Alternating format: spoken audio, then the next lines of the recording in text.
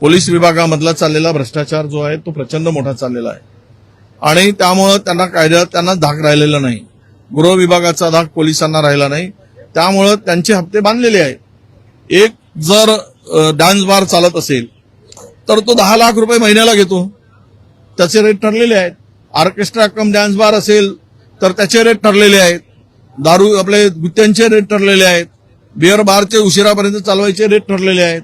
हे rate fix केलेत, आता हल्ली वाढवले आहेत.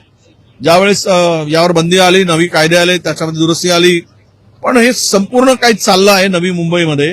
हे पोलिसांच्या वरिष्ठ अधिकाऱ्यांच्या आशीर्वादाशिवाय होऊ शकत नाही. यांना माहित नाही अशातला भाग नाहीये. पण हे सगळे मिळून जर हप्ता खाणंच यांचा धंदा असेल तर हे राजरोसपणे सुरू राहील. उद्या यातून होणारे गैरप्रकार तर आहेत, उद्या होणारा कायदा सुव्यवस्थेचा प्रश्न आहे, उद्या होणारे खून आहेत, मारामाऱ्या आहेत. यामधून काय साध्य होणार महाराष्ट्राला, हा गंभीर विषय पुढे येतोय. त्याच नवी मुंबईमध्ये एपीएमसी मार्केटचं जे पोलीस स्टेशन आहे तिथेच बाहेर 2 तरुण ड्रग्सचं सेवन करतानाचं देखील आढळून आलेलं आहे. निश्चितच पण ह्या सगळ्या नवी मुंबईमध्ये हे प्रकार आता समोर येते. नवी मुंबईमध्ये चालले बघा, आता पोलिसांनी जप्त केलेला ड्रग्ज जर 25 कोटीचा बाहेर पोलीसच विकत असतील तर यापेक्षा महाराष्ट्रात अजून काय किती गांभीर्य आहे. 1600 कोटीचे ड्रग्ज पकडले, हे तर कागदावरचे आहेत. महाराष्ट्रामध्ये दर महिन्याला 15,000 ते 20,000 कोटीचे ड्रग्ज येत आहेत. येणारा मुंद्रा मार्गावरूनच ते गुजरात मार्गातूनच हे सगळे ड्रग्ज येत आहेत.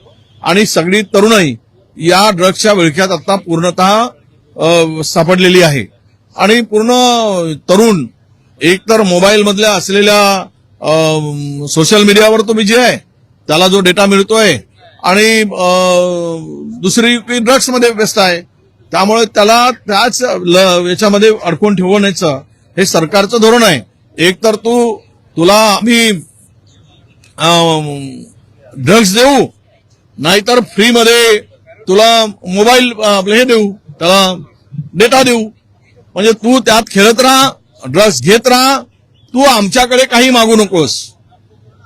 यासाठी त्यांना मला वाटतं की प्लॅनिंग एक या सगळ्यामध्ये सत्ताधाऱ्यांची आहे आणि यांनी मजा मारत राहावं आणि त्यांनी त्या सगळ्या विळख्यात जाऊन आपलं आयुष्य संपवावं असं जे कोण दिसते.